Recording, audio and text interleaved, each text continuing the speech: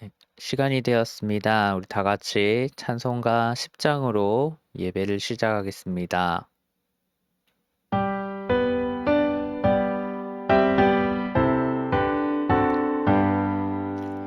전능왕 오셔서 주 이름 찬송케 하옵소서. 영광과 권능의 성부여 오셔서 우리를 다스려 주옵소서. 평생한 성자여 오셔서 기도를 들으소서.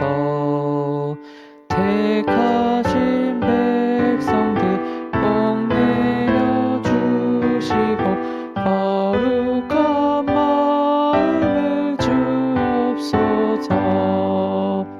위로의 주 성령 오셔서 큰 증거 주옵소서. 전능한 주시여 각 사람 맘에서 떠나지 마시고 계십소서. 성삼위일체께 한없는 찬송을 드립니다. 존귀한 주님을 영광 중 배웠고 영원히 모시게 하옵소서.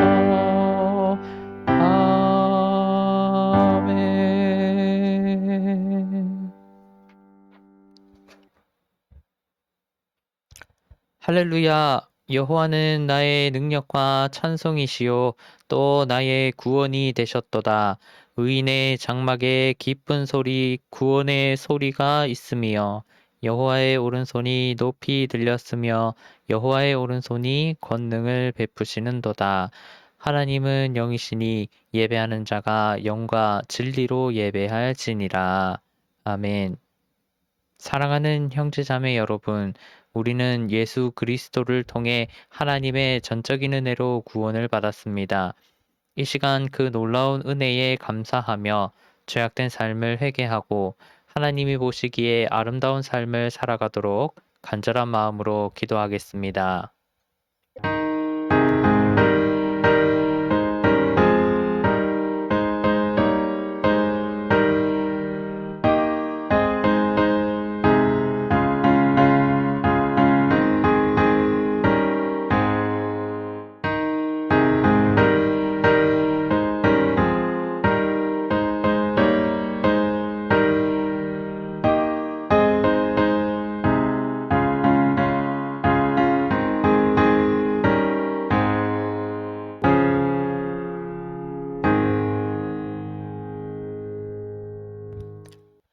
그러므로 우리는 긍휼하심을 받고 때를 따라 돕는 은혜를 얻기 위하여 은혜의 보좌 앞에 담대히 나아갈지니라. 사랑이 많으신 주님, 이 놀라운 용서의 은총을 허락하신 것에 감사드립니다. 죄로 인해 잃어버렸던 구원의 기쁨과 감격을 회복하게 하신 것을 감사드립니다. 이제 우리를 다시 성령의 능력으로 충만하게 하셔서 죄악으로부터 승리하게 하시고 하나님의 자녀다운 모습으로 살아가게 하옵소서. 예수님의 이름으로 기도드립니다. 아멘. 다 같이 사도신경으로 신앙을 고백하겠습니다. 전능하사 천지를 만드신 하나님 아버지를 내가 믿사오며 그 외아들 우리 주 예수 그리스도를 믿사오니 이는 성령으로 잉태하사 동정녀 마리아에게 나시고 본디오 빌라도에게 고난을 받으사 십자가에 못 박혀 죽으시고 장사한 지 사흘 만에 죽은 자 가운데서 다시 살아나시며 하늘에 오르사 전능하신 하나님 우편에 앉아 계시다가 저리로서 산자와 죽은 자를 심판하러 오시리라. 성령을 믿사오며 거룩한 공예와 성도가 서로 교통하는 것과 죄를 사하여 주시는 것과 몸이 다시 사는 것과 영원히 사는 것을 믿사옵나이다. 아멘. 오늘 주시는 하나님의 말씀은 요한복음 18장 28절에서 40절입니다. 요한복음 18장 28절에서 40절입니다. 제가 봉독하겠습니다. 그들이 예수를 가야바에게서 관정으로 끌고 가니 새벽이라. 그들은 더럽힘을 받지 아니하고 유월절 잔치를 먹고자 하여 관정에 들어가지 아니하더라. 그러므로 빌라도가 밖으로 나가서 그들에게 말하되 너희가 무슨 일로 이 사람을 고발하느냐? 대답하여 이르되 이 사람이 행악자가 아니었더라면 우리가 당신에게 넘기지 아니하였겠나이다. 빌라도가 이르되 너희가 그를 데려다가 너희 법대로 재판하라. 유대인들이 이르되 우리에게는 사람을 죽이는 권한이 없나이다 하니 이는 예수께서 자기가 어떠한 죽음으로 죽을 것을 가리켜 하신 말씀을 응하게 하려 함이러라. 이에 빌라도가 다시 관정에 들어가 예수를 불러 이르되 내가 유대인의 왕이냐? 예수께서 대답하시되 이는 내가 스스로 하는 말이냐 다른 사람들이 나에 대하여 내게 한 말이냐? 빌라도가 대답하되 내가 유대인이냐? 내 나라 사람과 대제사장들이 너를 내게 넘겼으니 내가 무엇을 하였느냐? 예수께서 대답하시되 내 나라는 이 세상에 속한 것이 아니니라. 만일 내 나라가 이 세상에 속한 것이었더라면 내 종들이 싸워 나로 유대인들에게 넘겨지지 않게 하였으리라. 이제 내 나라는 여기에 속한 것이 아니니라. 빌라도가 이르되 그러면 내가 왕이 아니냐? 예수께서 대답하시되 내 말과 같이 내가 왕이니라.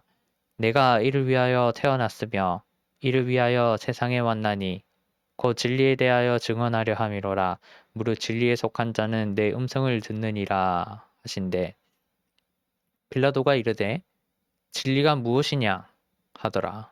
이 말을 하고 다시 유대인들에게 나가서 이르되 나는 그에게서 아무 죄도 찾지 못하였노라. 유월절이면 내가 너희에게 한 사람을 놓아주는 전례가 있으니 그러면 너희는 내가 유대인의 왕을 너희에게 놓아주기를 원하느냐 하니 그들이 또 소리질러 이르되 이 사람이 아니라 바라바라 하니 바라바는 강도였더라. 아멘. 빌라도 재판은 그리스도인의 신앙에서 큰 비중을 차지합니다. 그리스도인은 빌라도 재판을 통해 예수님을 억울하게 죽게 만든 재판이 역사적이고 논리적인 사실이며 예수님이 인간의 죄를 대신 감당하기 위해 희생되었음을 확인할 수 있습니다. 그리스도인은 빌라도 재판을 통해 왕이신 성자 하나님의 죽음을 역사적으로 또한 실제적으로 받아들일 수 있습니다. 오늘은 재판당하신 왕 예수 그리스도 첫 번째 시간을 갖도록 하겠습니다. 예수님이 빌라도에게 재판을 받아 억울하게 희생되신 것은 지극히 역사적인 사실입니다. 빌라도가 예수님을 재판한 사건은 역사적으로 입증됩니다. 이는 고고학적으로 또한 문헌학적으로 증명할 수 있습니다. 빌라도 재판이 있었다는 것과 예수님이 억울하게 죽으셨다는 것에 관련된 수많은 자료가 있습니다. 역사 속에 등장하는 인간 빌라도는 인간의 몸을 입으신 예수 그리스도의 구원 사역에 참여합니다. 유대 총독이었던 빌라도는 성자 하나님을 죽이는 재판을 진행합니다. 빌라도는 성자 하나님에게 십자가 처형을 선고합니다. 유대교 지도자들과 로마인 총독에 의해, 좀 더 정확하게는 유대교 지도자들의 강압에 떠밀린 유대 총독에 의해 성자 하나님은 억울하게 죽습니다. 특히 요한복음은 빌라도 재판을 통해 예수님의 그리스도됨과 예수님의 왕됨을 역사적으로 또한 논리적으로 선언합니다. 요한복음에 나타난 빌라도 재판은 세상을 구원하기 위해 인간의 모습으로 세상에 오시고 나아가 인간을 위한 희생제물이 되신 예수님을 온 인류에게 증언합니다. 요한복음은 빌라도 재판을 통해 예수님의 구원 사역과 예수님의 권한을 온 인류에게 선포합니다. 특히 요한복음의 빌라도 재판에서 다루어지는 긴박한 사건 전개는 예수님의 재판과 예수님의 구속 사역, 대신 죄값을 치르는 사역을 통한 예수님의 왕됨을 사실로 인정할 수밖에 없도록 합니다. 예수님을 살릴 것인가 아니면 죽을 것인가에 관한 긴박한 사건 전개는 빌라도 재판에 역사성과 논리성을 부여합니다. 요한복음의 빌라도 재판 본문은 여러 등장인물이 처한 외적 상황과 내적 상황을 친밀하게 기록하며 진실성을 획득합니다. 대표적으로 요한복음 19장 1절에서 16절을 들 수 있습니다. 해당 성경 본문에서 빌라도는 관저의 안팎을 이동하며 재판을 전개합니다. 일련의 긴박한 장면 변화는 사건의 극도의 실제감과 긴장감을 불어넣습니다.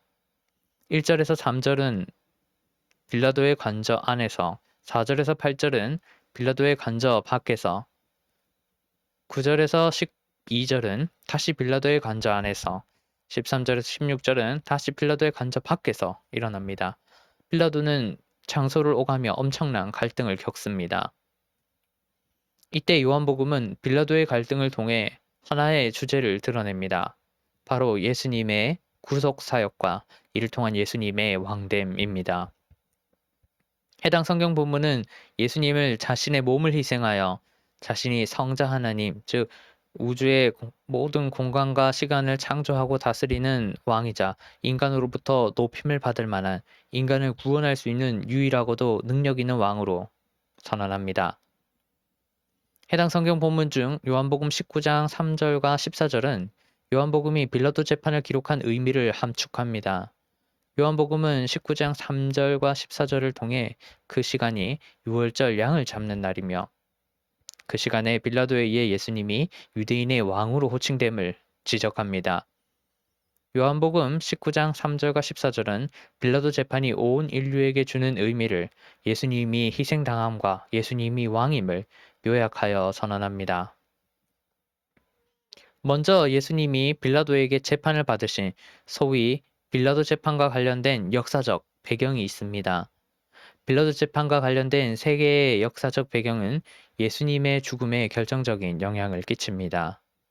첫 번째는 로마 황제의 신격화의 강화입니다. 예수님은 아우구스투스와 티베리우스 황제가 다스리던 시대에 살았습니다. 전통적으로 원로원을 중심으로 공화정을 운영하던 로마는 아우구스투스가 정적들을 제거하고 전체 지중해 패권을 장악하면서 황제에 의해 다스려지는 제정으로 바뀌었습니다. 옥타비아누스는 아우구스투스, 즉 지존이라는 의미의 종교적 칭호를 자신의 이름으로 채택하고 로마를 지배했습니다. 아우구스투스는 BC 12년에 원로원으로부터 정치적, 종교적 통치권에 대한 최고 권위를 부여받았습니다. 이후 그는 폰티페스 막시무스라는 신생 직위를 제정 및 수락하여 예배 의식을 주관했습니다. 이는 로마 황제를 신으로 섬기는 국가 종교의 출발점이었습니다. 이후 아우구스투스는 로마와 로마 황제를 위한 다수의 사원을 차근차근 건립했습니다. 황제를 신격화하는 경향은 후계자인 티베리우스 때에도 계속되었습니다. 특히 티베리우스는 황제를 신으로 섬기지 않는 유대교인들을 매우 탄압했습니다. 그는 유대교인들을 매우 괴롭혔습니다. 그는 강제적으로 유대교인들의 예복과 소지품들을 빼앗고 불태웠습니다. 또한 그는 유대교인 청년들을 병역의 의무를 구실로 좋지 않은 기후로 그런 지방으로 보냈고 나머지 유대교인들을 온갖 구실을 만들어서 도시에서 추방했습니다. 경우에 따라 자신의 명령을 듣지 않으면 유대교인들을 노예로 만들기도 했습니다. 즉 예수님은 로마 황제에 대한 숭배가 사회적으로 점점 강요되던 시대에 살았습니다. 로마 황제를 거역하는 행위가 매우 엄하게 다스려졌던 시대에 예수님의 재판이 빌라도 재판이 열렸습니다. 둘째로 사형권의 독점입니다. 당시 로마는 회유체계 하나로 유대인들의 최고 사법기관인 사내들인에 많은 권한을 주었습니다. 사내들인은 백성들의 종교생활과 일상생활에 관한 재판을 열어 벌금형이나 태형을 선고 및 집행할 수 있었습니다. 그러나 로마는 반란을 일삼던 유대인들에게 제한을 두었습니다. 사내들인은 사형권을 선고 및 집행할 수 없었습니다. 아무리 사내들인에 다른 여러 가지 권한을 부여했더라도 로마는 사형권을 부여하지 않았습니다. 로마는 사형권을 유대 총독에게 일임했습니다. 로마는 유대인 총독의 출석 또는 승낙을 통해서만 사내들인이 사형을 내릴 수 있도록 했습니다. 로마는 사형해야 할 만큼 중대한 사건이 발생하면, 예를 들어 반란죄, 선동죄 등의 정치 범죄가 발생하면, 로마의 유대 지배권에 해악을 끼칠 수 있는 범죄가 발생하면 직접 로마인 총독이 신문 및 처결하도록 했습니다. 즉 유대교 지도자들은 사내들인을 통해 예수님을 죽일 수 없었습니다. 그들은 예수님에게 정치적 반란죄를 뒤집어 씌워 로마 법정이 사형을 선고하도록 유도해야 했습니다. 셋째, 빌라도의 정치적 입장입니다. 빌라도는 로마 기사단 가문 출신이었습니다. 기사단 가문 출신이 총독으로 가게 되는 로마의 성령은 소수였습니다. 정확하게 말하면 기사단 가문 출신은 로마의 통치를 거부하는 성령으로 보내졌습니다. 그들은 좋은 임지를 받지 못했습니다. 그들은 험지에서 장래를 기약하며 인구의 세월을 보낸 후 출세할 수 있었습니다. 빌라도는 정치적인 배경이 약했습니다. 게다가 빌라도를 임명한 티베리우스는 자신을 거스르는 행동에 민감했습니다. 티베리우스는 정치적으로 자신의 권력을 위협하는 자에게 민감하게 대응했습니다. 그는 신이자 황제인 자신의 권위가 무너지지 않도록 많은 신하들을 죽였습니다. 그는 열심히 정적들을 제거했고 열심히 신하들 위해 군림했습니다. 그는 신하들의 말 한마디와 동작 하나를 지켜보았습니다. 즉 빌라도는 예수님을 재판함에 있어 티베리우스의 눈치를 봐야 했습니다. 빌라도는 예수님을 소신껏 재판할 수 없었습니다. 빌라도는 자칭 왕이라고 말하는 자를 그냥 놓아둘 수 없었습니다. 자칫 잘못했다가는 자칭 왕이라고 말하는 자를 그냥 놓아두었다가는 유대인들이 빌라도를 무서운 상관에게 고자질할 수 있었습니다. 오늘에 이어 다음 주에도 다룰 텐데요. 요한복음 18장 28절에서 19장 22절은 빌라도 재판을 자세하게 기술합니다. 요한복음은 빌라도 재판 장면을 마가복음의 3배 정도로 다룹니다. 물론 빌라도가 요한복음에 나타난 빌라도 재판의 중심에 있습니다. 빌라도는 관저의 안팎으로 가며 재판을 진행합니다. 빌라도는 자신의 필요에 의해 장소를 바꾸며 이 범상치 않은 인물을 재판합니다. 이때 빌라도는 내적인 갈등과 외적인 갈등을 겪으며 간접적으로 예수님의 정체성과 예수님의 사역이 가지는 의미를, 예수님의 그리스도 되심과 예수님의 죽음이 구속사역임을 이해합니다. 빌라도는 자신도 모르는 사이에 예수님이 누구인지를 드러냅니다. 빌라도뿐만 아니라 여러 등장인물들이 역동적으로 예수님의 정체성과 예수님의 사역이 가지는 의미를 드러냅니다. 본문 안팎의 등장인물과 그들의 대화는 예수님이 희생당하는 왕임을 역사적으로 또한 논리적으로 드러냅니다. 해당 본문은 관저 안의 대화를 통해 빌라도를 예수님의 정체성을 간접적으로 깨달았음에도 불구하고 유대인들의 등에 떠밀려 죽이는 무능한 자로 드러냅니다. 동시에 해당 성경 본문은 관저 밖의 대화를 통해 유대인들의 탐욕과 폐역을 드러내며 성자 하나님을 죽이는 파렴치한 자들로 드러냅니다. 해당 성경 본문의 여러 등장인물은 자신도 모르는 사이에 예수님이 누구인지를 드러냅니다. 먼저 요한복음 18장 28절에서 32절입니다. 28절에 따르면 예수님이 빌라도에게 재판을 받기 시작한 시간은 새벽녘이었습니다. 이른 아침 프로이는 오전 6시 정도를 의미합니다. 유대교 지도자들은 예수님을 신속하게 제거하고자 빌라도의 관정에 해가 뜨기 직전에 도착했습니다. 당시 로마 제국에서 피보호자들은 오전 6시 정도에 그들의 상관 또는 후견인을 방문했습니다.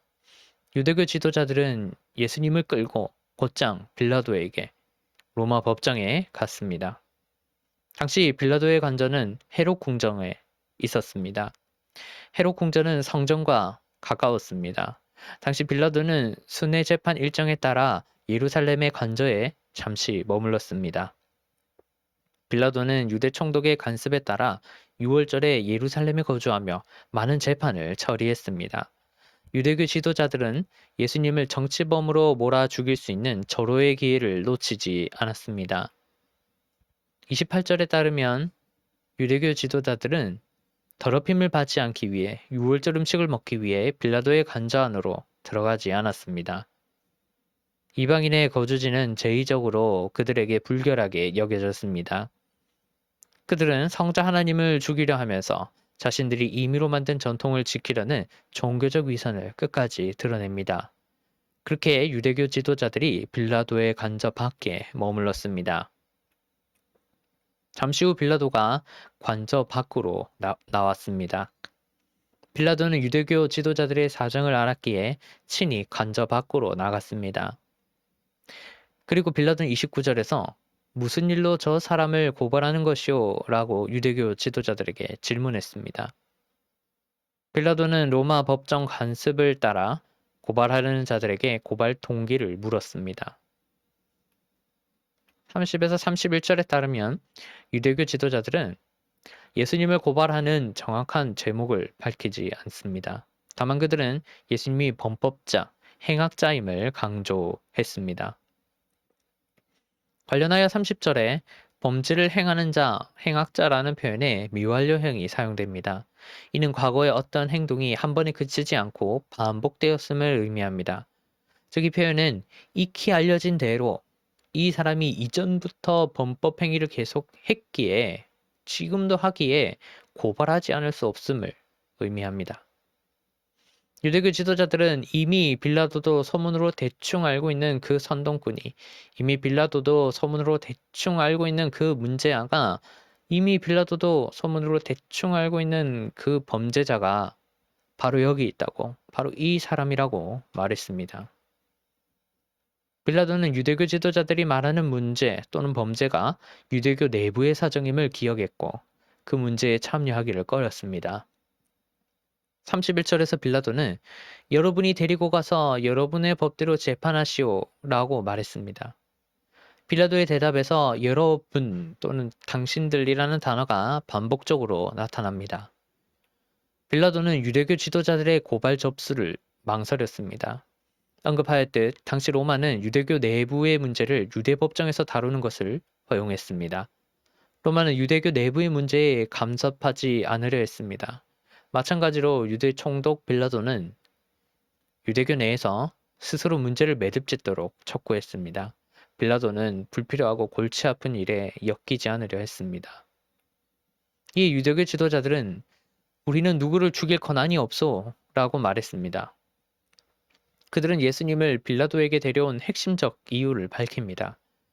그들은 자신들에게 예수를 처형할 수 있는 권한이 없음을 강조합니다.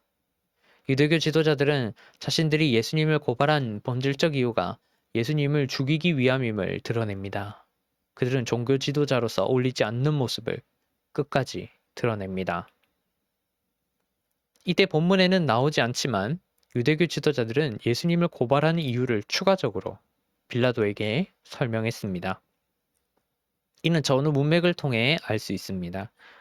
그들은 예수님의 제목을 자신들이 애시당초 문제 삼았던 신성 모독이 아니라 반란 음모로 변경하여 빌라도에게 제시했습니다.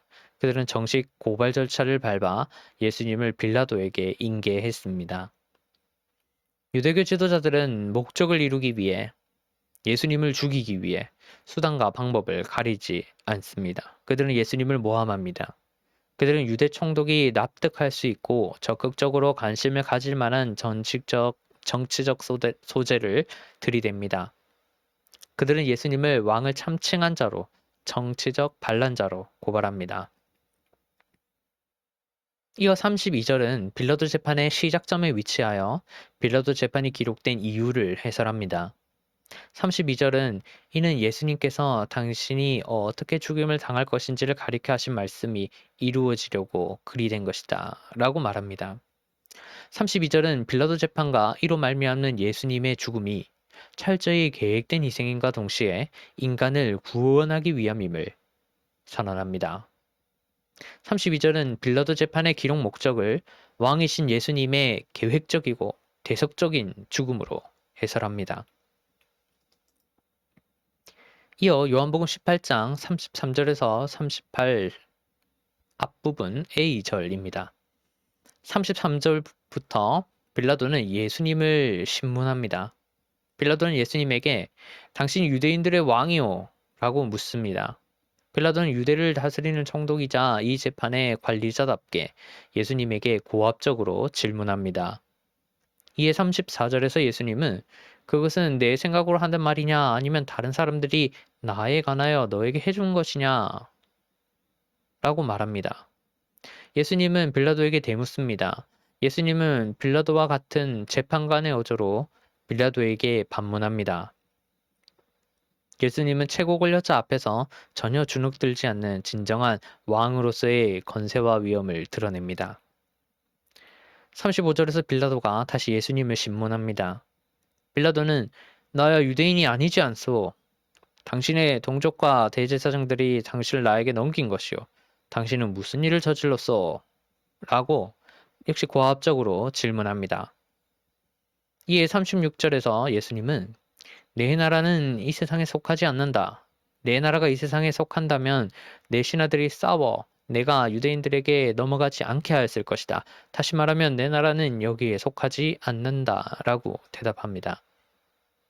예수님은 문법적으로 과거에도 나의 나라는 이 세상에 속하지 않았고 지금도 나의 나라는 이 세상에 속하지 않음을 강조합니다. 예수님은 과거형과 현재형 동사를 적절히 사용해 자신의 나라가 이 세상에 속하지 않았음을 알려줍니다. 이때 본문에는 나오지 않지만 예수님이 말씀하신 전후에 빌라도는 예수님이 순순히 사내들인 법정에 잡혀갔다는 것과 예수님의 수많은 지지자들이 아무런 반응을 하지 않았다는 보고를 받았습니다. 이는 전후 문맥을 통해 알 수 있습니다. 빌라도는 예수님의 체포에 동참했던 로마 병사들의 보고를 들었고 예수님을 정치범으로 다룰 수 없음을 확인했습니다.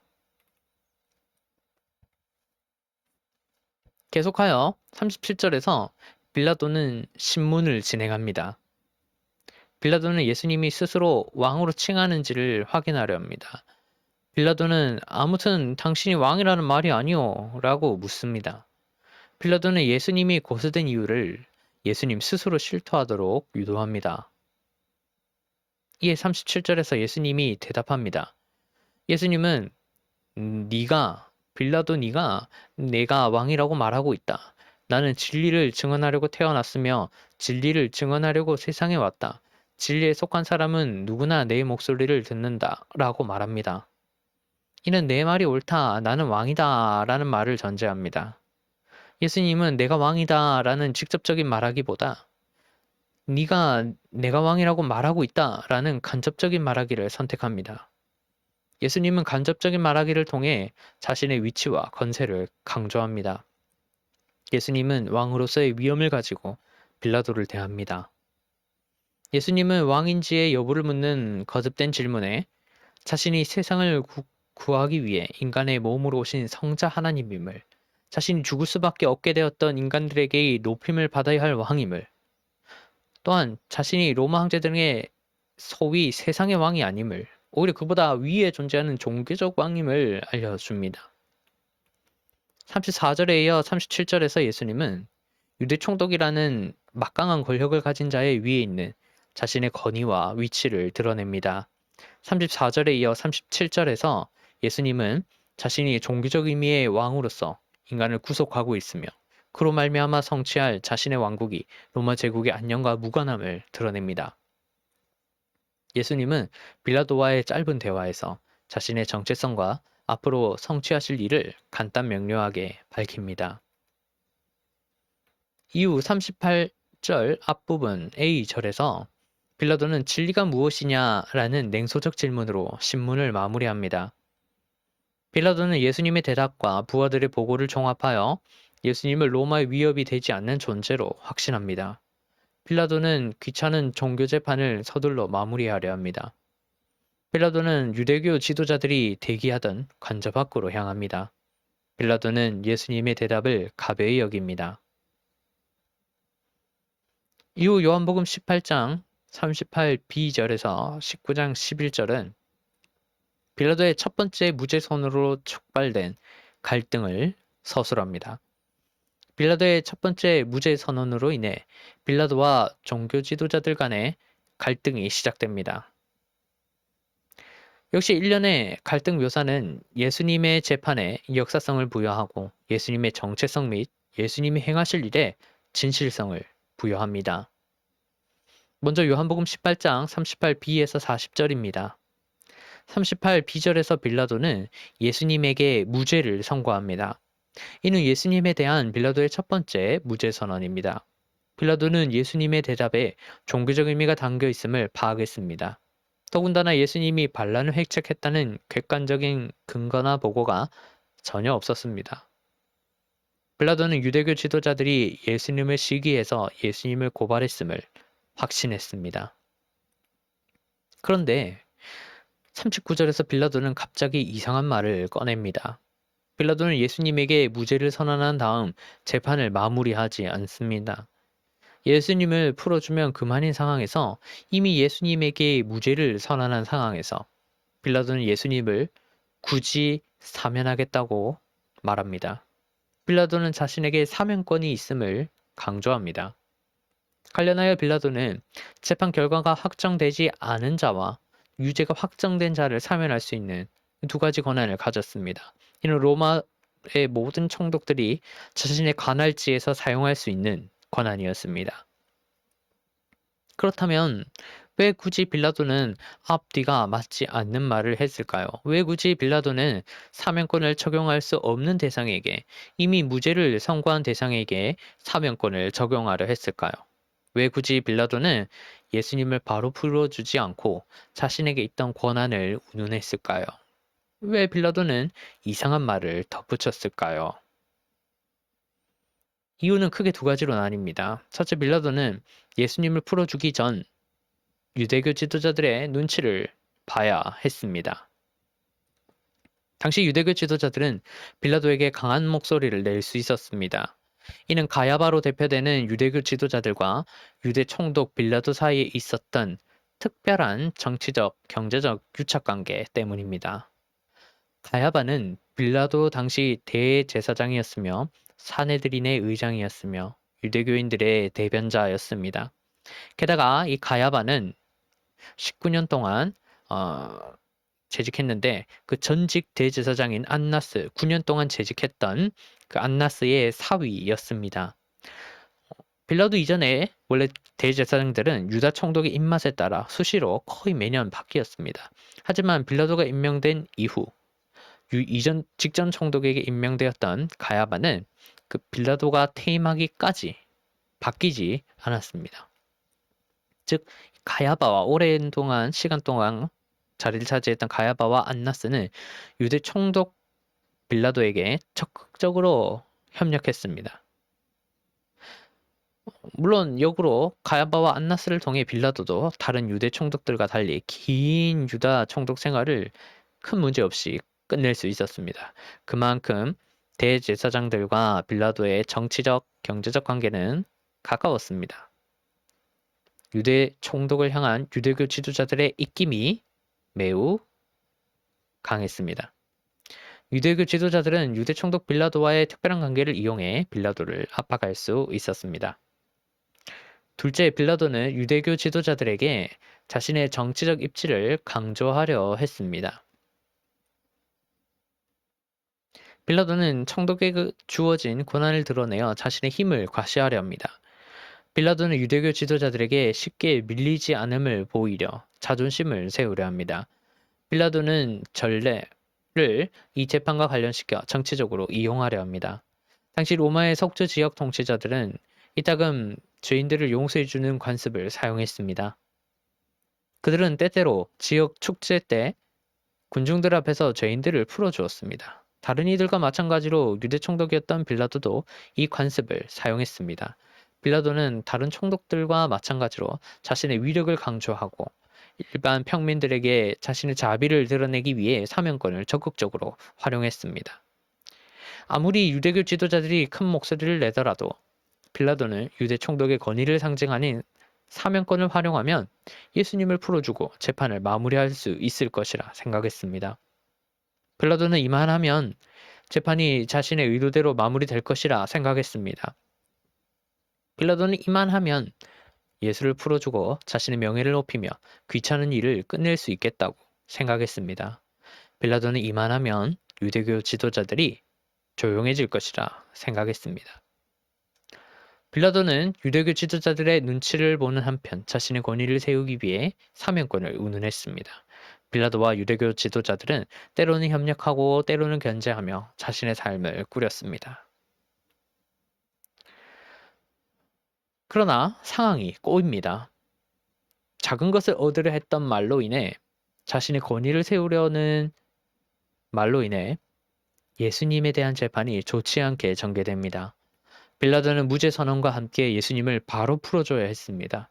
그러나 빌라도는 그렇게 하지 않았습니다. 그렇게 빌라도는 작은 것을 얻으려다가 큰 것을 잃게 됩니다. 그렇게 빌라도는 예수님에게 사형을 선고할 겁니다. 40절에서 유대교 지도자들은 바라바를 풀어달라고 요구합니다.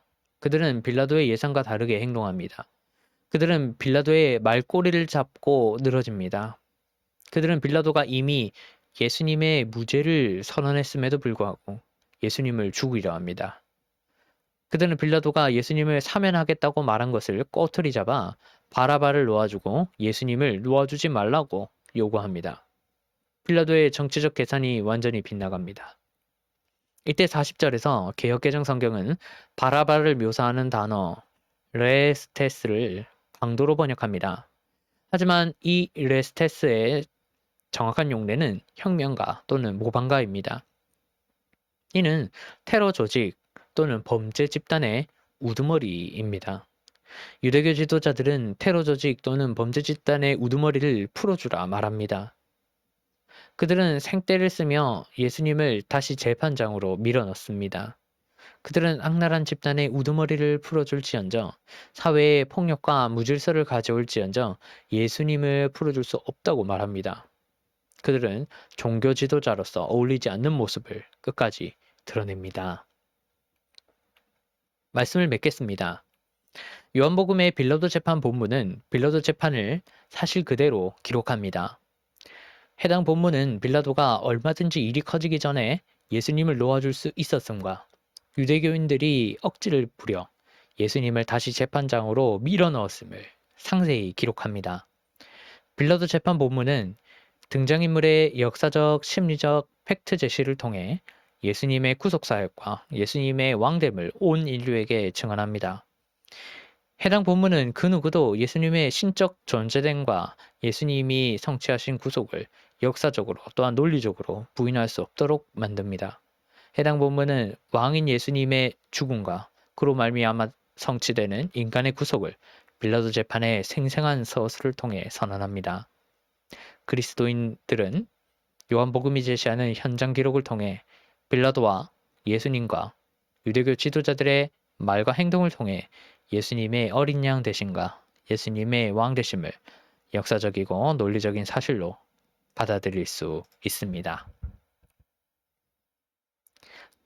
잠시 오늘은 이렇게 기도했으면 합니다. 예수님의 억울한 재판과 죽음이 역사적, 논리적 사실임을 믿게 하소서.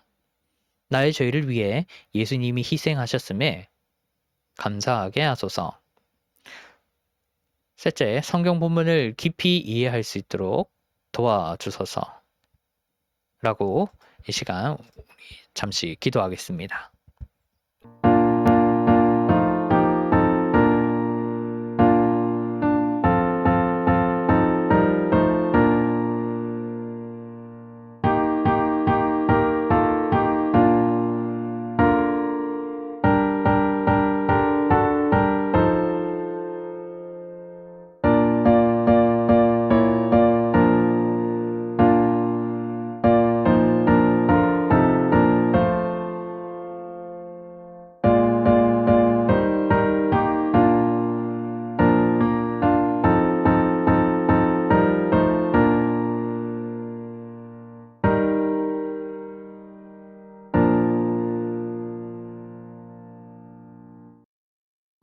하나님, 이 시간 간절한 마음으로 기도하였습니다.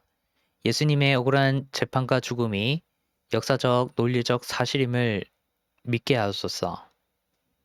나의 죄를 위해 예수님이 억울하게 희생당하셨음을 감사하게 하소서. 성경 본문을 또 깊이 이해할 수 있도록 도와주소서. 하나님 또한 이 시간 감사와 순종의 마음을 담아 예물을 드립니다. 이 예물을 기쁘게 받아주시고 하나님이 기뻐하시는 곳에 사용해 주시옵소서. 감사드리며 예수님의 이름으로 기도드립니다. 아멘. 네, 교회 소식입니다. 주일 예배는 온라인으로 드립니다. 채널명 및 URL은 주보의 정기 모임 오른쪽 하단을 참고하시기 바랍니다. 카카오톡에서 교부와 개혁신앙목회연구소를 바로 검색하시면 검색이 됩니다. 쉽게 주일 예배에 참여하시고 또 자료를 확인하실 수 있습니다. 주일 예배 생방송은 9시 50분부터 제가 송출하려 합니다. 송출된 후 접속하셔야 라이브 화면을 볼 수 있습니다. 그리고 방송 화질입니다. 화면이 약간 깨지는 경우가 여전히 있습니다. 모바일로 예배에 참여하시는 경우 카카오 TV 어플을 설치하시면 좀 더 좋은 방송 화질로 드릴 수 있습니다. 그렇게 하면 FHD 화질을 보실 수 있고 그래도 잘 안 된다면 화면이 안 좋다면 인터넷의 속도를 확인해 주시기를 부탁드립니다. 교단 또는 노회 가입 안내입니다. 본 교회는 개척교회이며 또 아직 교단 또는 노회에 가입되어 있지 않습니다. 또 개혁신앙과 개혁교회 신앙을 추구할 것인데 그것에 동의하는 그리스도인은 누구나 본 교회에 가입할 수 있습니다. 현재로는 합동교단, 총신대학교 소속 동서울노회에 가입하고자 합니다. 사랑의 교회, 또 열린교회 등 여러 가지 교회가 동서울노회에 소속되어 있습니다. 헌금 안내 그리고 나머지 것들은 주보를 참고해 주시기를 바랍니다. 다 같이 찬송가 29장으로 예배를 마치겠습니다.